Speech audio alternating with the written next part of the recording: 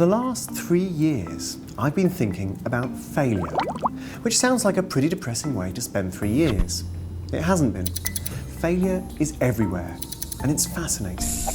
Most importantly, understanding failure is the key to understanding success.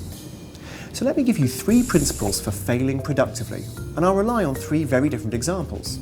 One of the world's most dynamic companies, the strategy of the US military in Iraq, and a cutting-edge choreographer. First principle is, be willing to fail a lot. Google's quite conscious about this strategy. The company asks every engineer to spend 1 day a week working on any project that's caught his or her attention. These projects have produced products such as AdSense, which accounts for a huge chunk of Google's revenues, and Google News. Of course, there are also stinkers, such as Google Wave or Android 1.0. The point is, Google doesn't know what will work unless it's willing to try and fail. When President Bush and Donald Rumsfeld sent the US Army into Iraq, they weren't prepared to fail, couldn't even imagine failure. And that brings us to principle number 2. Make sure your new ventures are on a scale where failure is survivable. The American Army went into Iraq with their leaders convinced they'd got the right strategy first time. Internal dissent was suppressed, constructive critics were ignored and sidelined. Anyone who tried a different approach was slapped down. That strategy was one big failure, micromanaged from the top. When change came, it came first from the bottom, from a brave group of colonels who defied the top generals and tried new approaches anyway. It took a bottom-up revolution before the US Army adapted despite itself and turned Iraq around.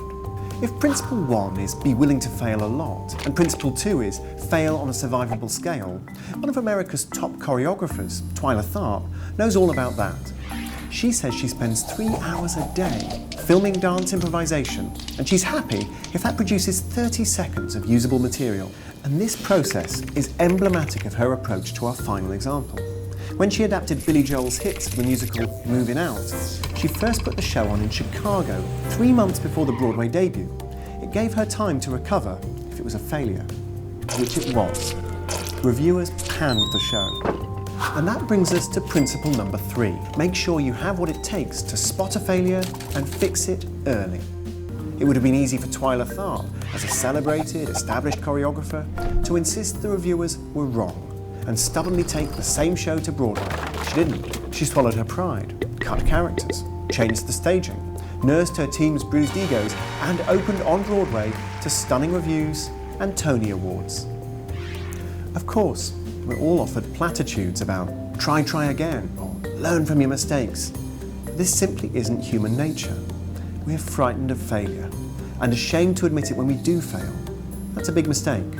We should risk failure, and face up to it when it happens, because only then can we adapt